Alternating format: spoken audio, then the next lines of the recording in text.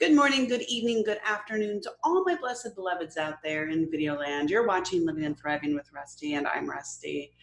I'm super excited today. We have Vince on. Hi. Hi, Rustie. How are you, my dear? Good. How are you? I'm living the dream, man. Living the dream. Good. That's always good. Huh? That's always good. I'm not pushing up daisies and I get to be ornery, even though I'm absolutely exhausted. Yeah, I saw your email. You're on your jury duty waiting also? Yes, it's so bizarre. I'm the last person on the planet that they would really want to be on jury duty. So, Right. Murphy. Anyway, Perfect. Yeah. so You who just are gotta you? you, What you do just you gotta go on and say you hate everybody and you believe in nothing and they'll let you go. Right. Yeah. So, Vince, who are you? What do you do? And what makes you you? Well, good questions. I am a cosmetic chemist and a perfumer for about 25 years now. So I develop hair care, skin care, bath and body products, manicure, pedicure, so all baby, all kinds of products from concept to launch. So I have a company called Turnkey Beauty here in Capistrano Beach, California, about an hour south of Los Angeles. And we develop those brands from everybody from doctors, celebrities, retailers, private people, and everybody you can imagine. So, why cosmetics?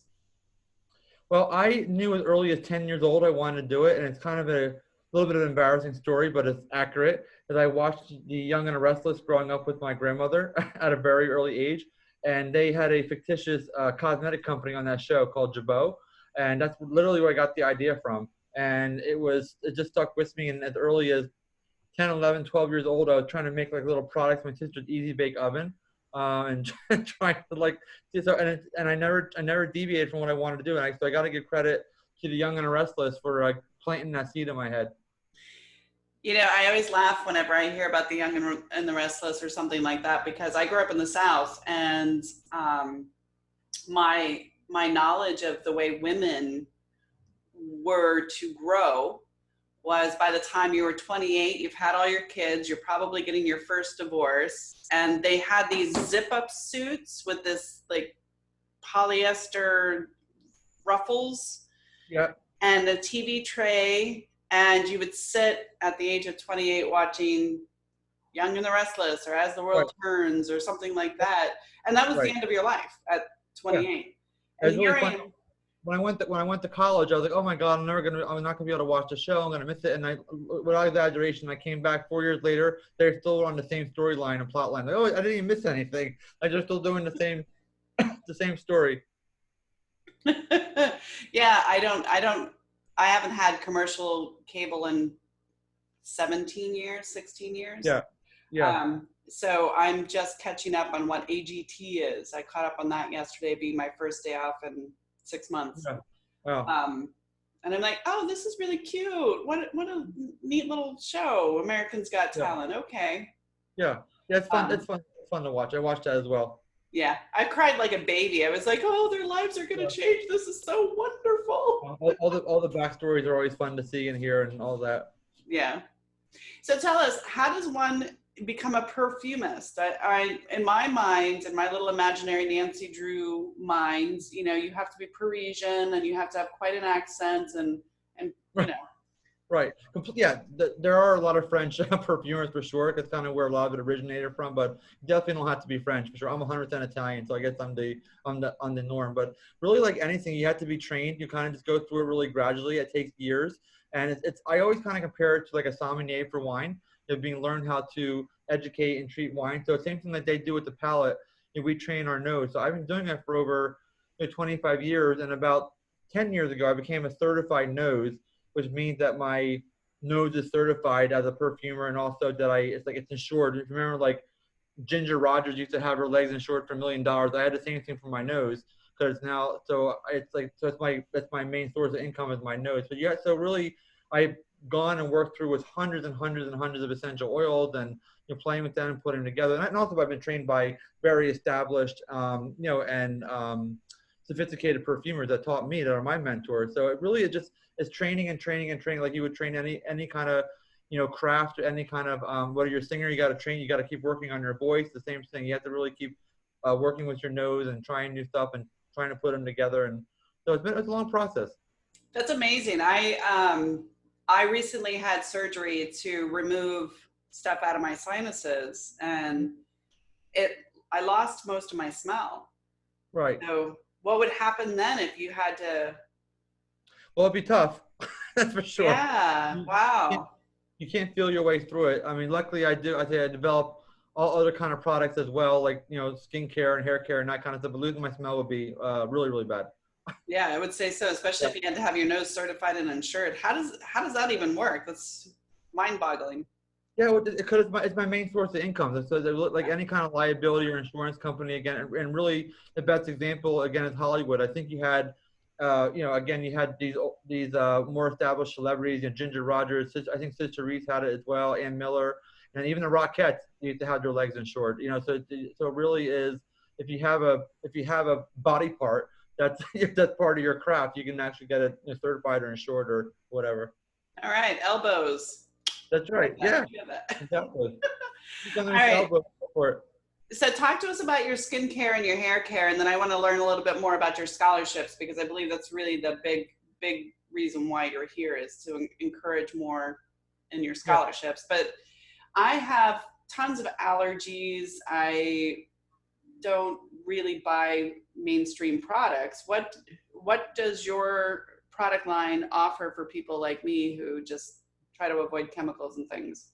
Well, my product line is called Caviar and Diamonds, and it's a high-end prestige, 4-piece kit. And it has it's dual active, meaning that you have kind of each product does two things. So it's really the cleanser is morning and night, which is a micellar fluid. So that micellar fluid, it actually is a waterless cleanser. So you don't need water to actually wash your face. It emulsifies itself on your skin.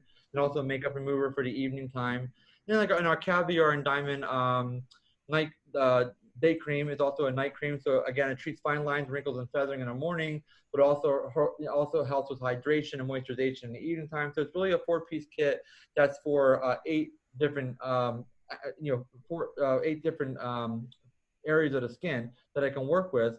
And I was putting this together over the last 10 years. And as you know, I developed about 300 brands over the last 25 years. So I needed to do something really, really special for myself that was unique and different. And this whole diamond and caviar idea came from because our bodies are roughly about 75% oceanic elements, and the other 25% is earth metals. So we have the caviar extract, which is again very rich in oceanic elements and omega fatty acids and fish oils, and so everything that's really phenomenal for the skin. And then on the diamond side, we actually use diamond cert, which is real diamond dust. That we have a collaboration with the Beers up in Canada where we get the cert, and that's very, very rich in magnesium and copper PCA and zinc PCA, and which is all these earth metals for the skin. So it really is a kind of oceanic and earth metal type story to replenish your skin. Our epidermis resurfaces about every 25 days.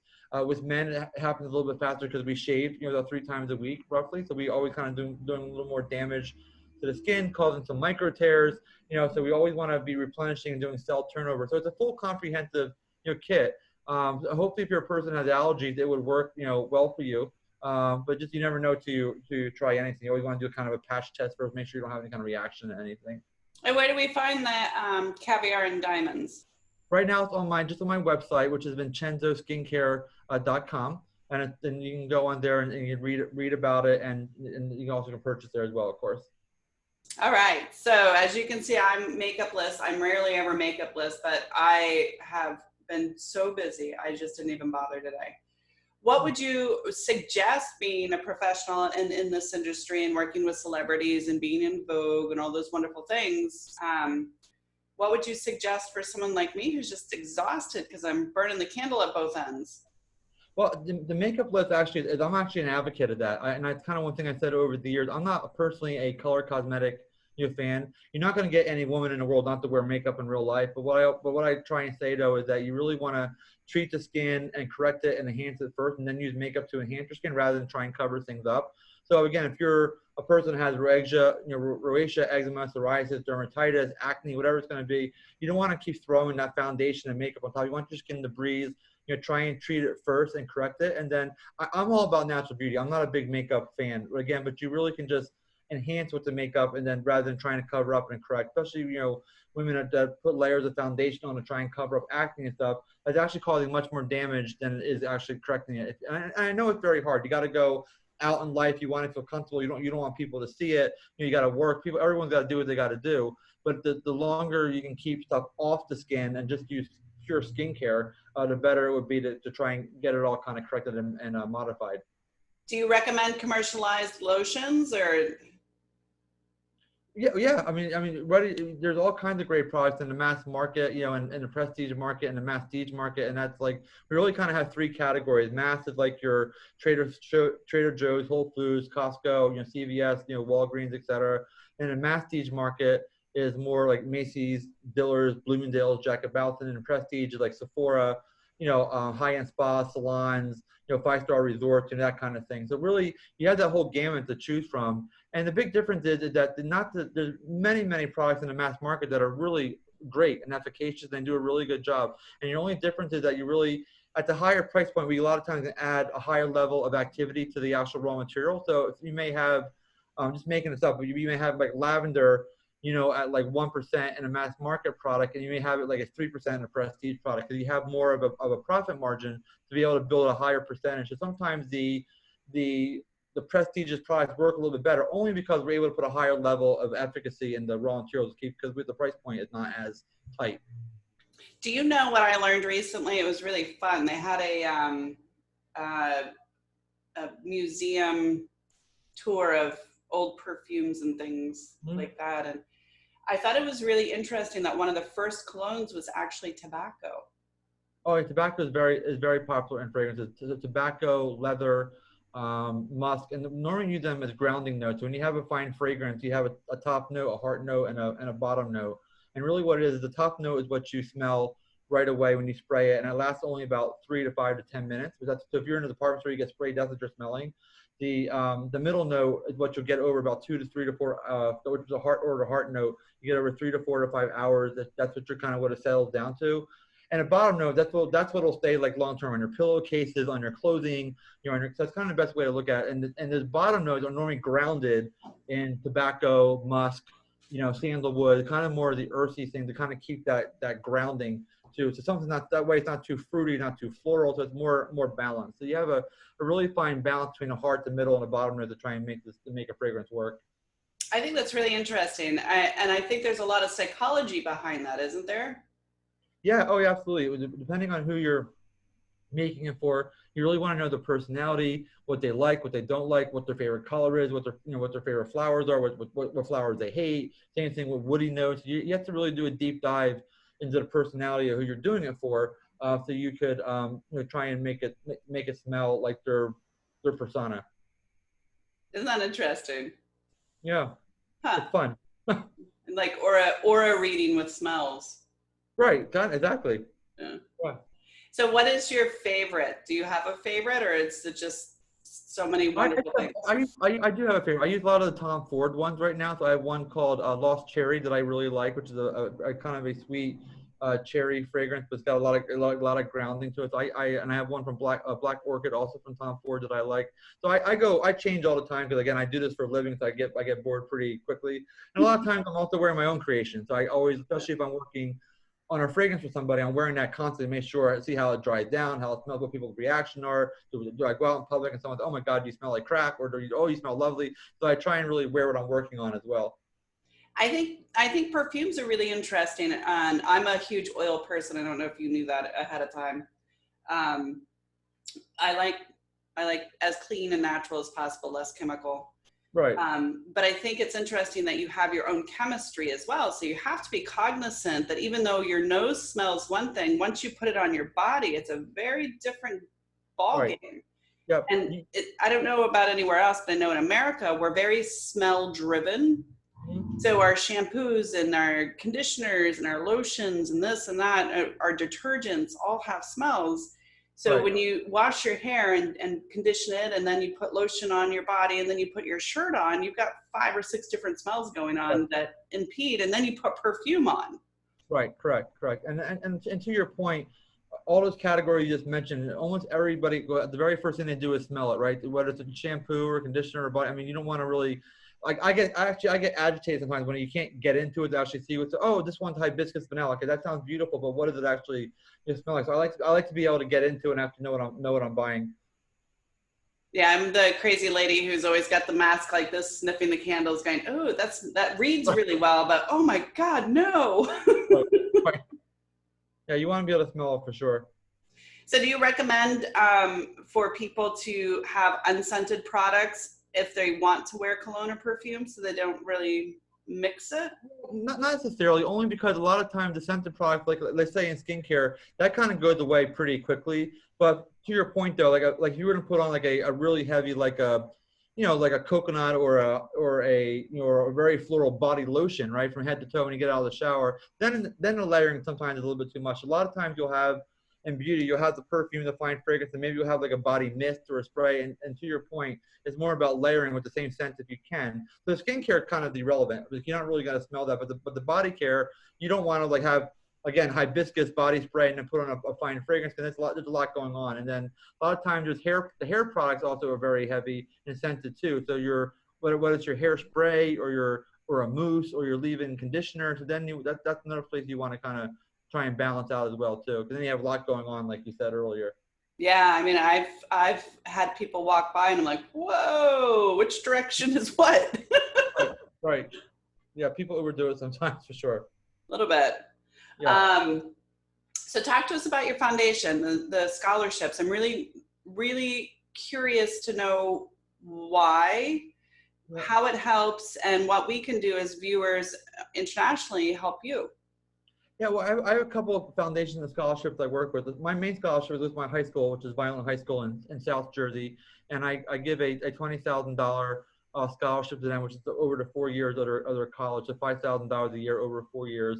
And I personally grew up being dyslexic, which I didn't know at the time. I was a straight C student. I worked my butt off to get C's. Like I could never get a B or an A, and so I always kind of struggled. And when I went to college, there wasn't really, if you didn't get all A's and have all these gigantic SAT scores, you didn't get anything. So my scholarship is completely the opposite. It's all based in the arts because my father was a musician. He played trumpet and piano and bass, and my mother's father was also a conductor to Philadelphia Symphony for 35 years and a composer of music. He composed all the scores for Lauren Hardy silent movies. So we have music on both sides. So my scholarship is for music, theater, singing, arts, graphic arts, whatever. And I base it nothing to do with grades. It's really just on creativity. So I want people to have an opportunity to have. Maybe they are a straight A student, but maybe they're a D student. And those are the ones that kind of get missed and don't get to get any scholarships and stuff because they're not like on that top tier people. And I realized over the years, the artistic people, even myself, were not necessarily good book people. And I'm definitely not. I'm one of them. I'm not. I made it through 13 years of school, kindergarten to 12th grade, and not knowing I was dyslexic. So my very first paper in college, my very first week, I had a brilliant professor in college and for international relations. And I wrote one paper. The very first sentence, she's like, "You're dyslexic," and I didn't know until 18 years old, and that changed my life. Trying to look at things now the proper way, and I can, at least now being aware of it, I can do that. So I have that scholarship. I also have a beautiful 200-pound English Mastiff dog who's my buddy of life, and so we work with the Wounded Warrior Project with her. So I have her trained, and we go see the Marines down here at Camp Pendleton, which is about an hour south of me in Southern California, and that's one of my favorite things to do. And it's very special with her because a lot of times the Wounded Warrior Project they have German Shepherds and Goldens and Labs, which are beautiful animals, but they don't really get to see an English Mastiff that often, which is a big 200-pound gigantic ball of love. So I love that project as well. And also I work with an organization called Wells of Life, which is over in Uganda, and it pretty much is giving fresh water to villages in Uganda. You can have women that are in charge of the village, and the men don't actually do it, so they're still very male dominant there. And women will walk 2 to 3 hours every single morning to get water just for the day. So we're working with that too to try and contribute well to that area of the world. And so a couple things going on. Nice. That's wonderful. What kinds of tips or tricks do you have for people? I know California just came out of I don't know if quarantine's even the word for it anymore. I don't know what it is, but you guys are able to go out and about again. COVID's kind of towards the end, I hope. Yes. Everybody's starting to sparkle a little bit more. Right. what kinds of tips and tricks do you give people, especially with overall care, self-care, at a time like this? Well, the one thing that I kind of I knew this was going to happen, after last year, even when we had that big crazy week of that March, like 10, 11, 12, 13, which is that, where the toilet paper and the paper towel run happened and everything fell apart, and the hand sanitizer. So I just knew as a chemist that once it started happening, that everybody was going to come out of this pandemic dry, right? Because we're all using alcohol and, all over our body, our face, our nose, our ears, our face. I mean, so that's one of the things we're working on right now. Now, like almost like a post-pandemic rejuvenation of the skin. So we're getting a lot of clients right now that want to do heavy moisturizers, especially on the body, because everybody's kind of dried out and using alcohol for 18 months, and it has turned into an actual trend because they are seeing, that their bodies had changed a little bit over all the chemistry we used for the last 18 months. That's one thing we're working on, to try and put moisture back into the skin and try and back off in his hand sanitizers a little bit if we can.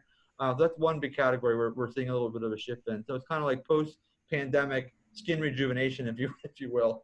Yeah, I mean, I find it really interesting that the one go-to that we could advertise and purchase is the one item that would actually burn a hole in a tile.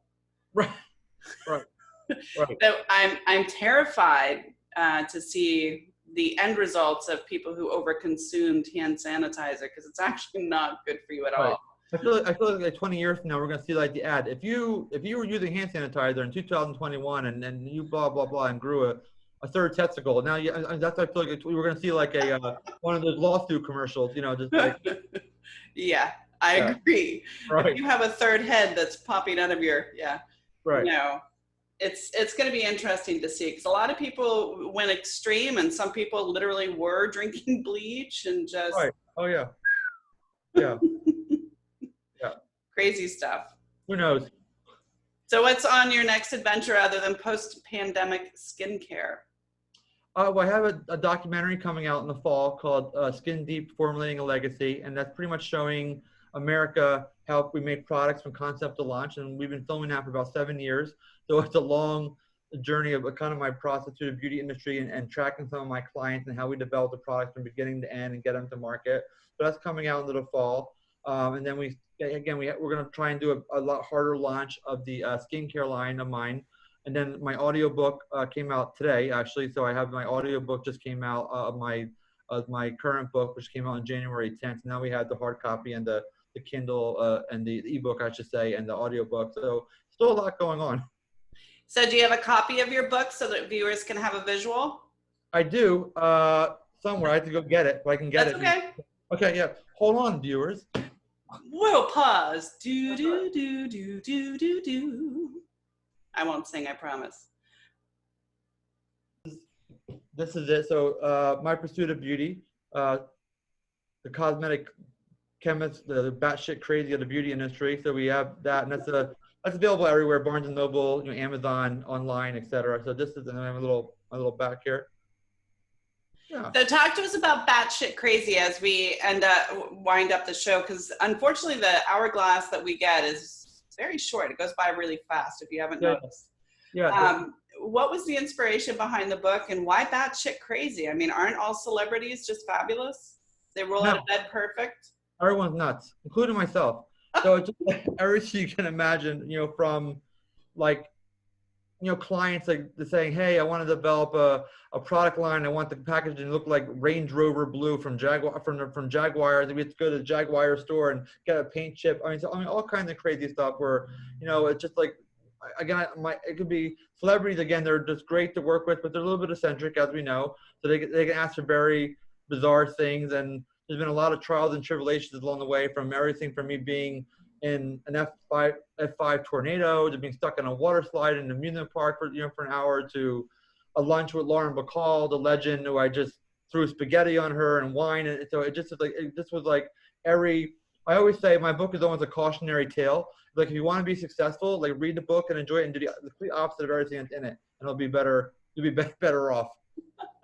So you threw spaghetti and wine on Lauren Bacall. Was that like a video, or she just wanted to smell like an Italian restaurant carpet? I had a lunch with her to be a potential investor in my product line. This was like about 20 years ago, actually. And I just, everything that could have gone wrong in the lunch went wrong. I actually just, I knocked it into her lap, and then I spilled wine on her later on. And of course she had on a beautiful white Donna Karan suit from head to toe with a beautiful white hat. And I mean, nothing went right. It just was horrible.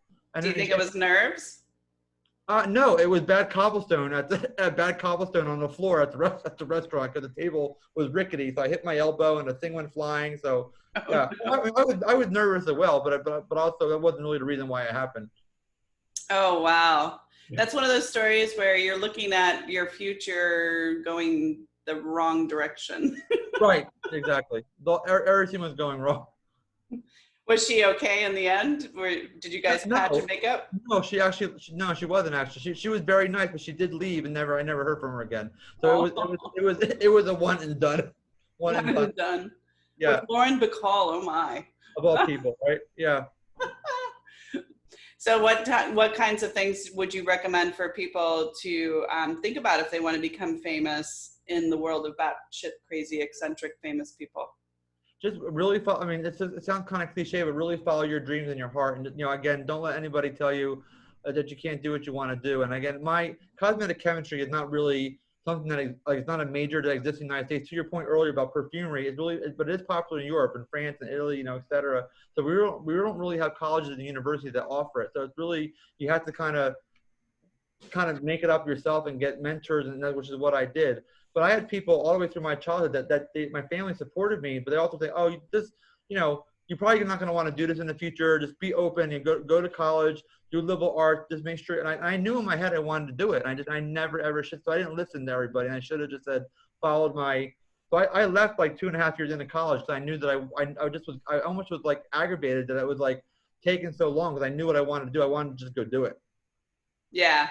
And I love that. And I think right now at this time in all of our lives, we're in a kind of a reset, reboot place, and following your passion is a huge expression of who you are as a human on this planet. And right now, if anything, COVID has taught us, and all of the shutdowns and all the politic crap, is that you really only live once. There's like one chance at this, and we're all going down. Some of us will be cremated, some of us will be thrown in a boat and Viking funeral. Right. That's me. But it's one direction, and you might as well just go forward and be passionate about where you're going. And I think that there's this amazing boiling right now. There's this one subset of people that are like, we can't find help. But I think the people that they want are the people that are going to be entrepreneurs, and they're finally following their passion. So it's really an interesting part of our growth as a society, I think. Yeah, for sure. I mean, again, like I mentioned, it's kind of cliche, but you really got to follow your heart. If you have that kind of strong, whether it's going to be singing or acting or dancing or arts or being a doctor or being a lawyer, if that's what you feel, you really got to stick to it.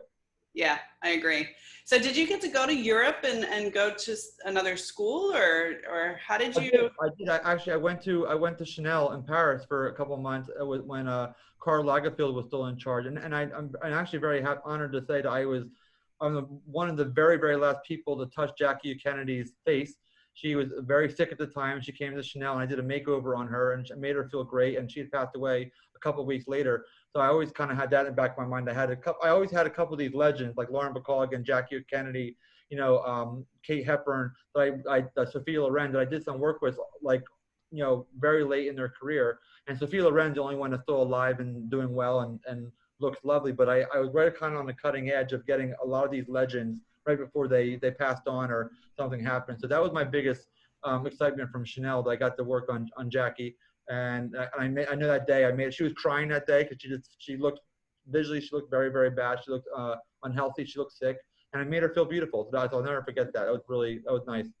Jackie's just, she was an icon as I was growing up, just a beautifully stoic presence. And I always admired her, and I could imagine with the medication and all of the stuff, that must have been a really hard day for her. Good for you for making her smile. I tried. Yeah. So getting into Chanel, did you have to do like an application, sell a kidney, kidnap a child? The only way to do it, I told him what I was doing, and I had to work for free because I couldn't get any money. So it was a true internship, and I spent my own money, I put money on my credit cards, and I was only there for like 6 months. But when I came back, I just got my car in New Jersey, which is where I grew up, and just drove to California, and that was it. So I kind of put the final nail in my coffin. This was really what I wanted to do. Good for you. You took the bull by the horns and you said, hell yeah. Yeah. I love it. I tried.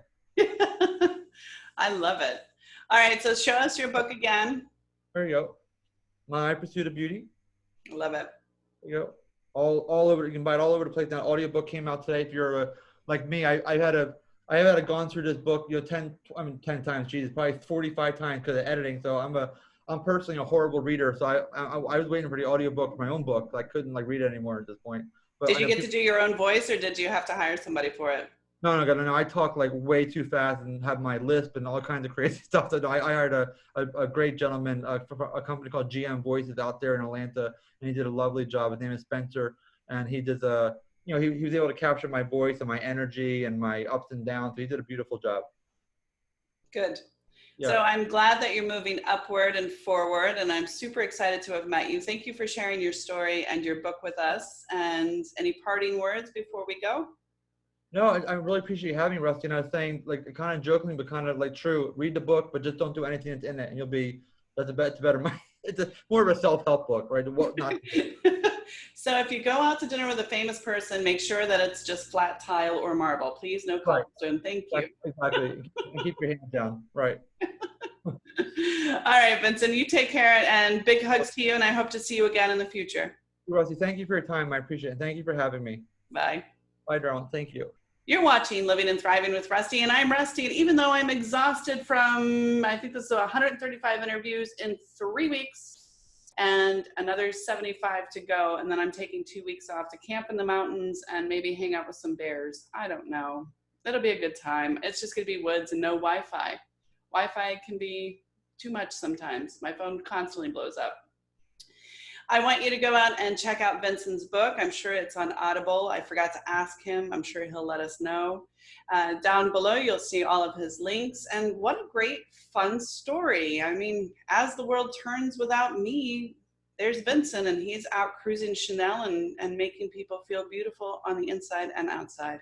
What a blessing. Know that you're loved. Know that you're beautiful. Do something kind for somebody else, because as I always say, you never know, with that one free cup of coffee or that one breakfast or whatever kindness that you offer somebody else, you never know how you change their life, because you don't really know what's going on in their head.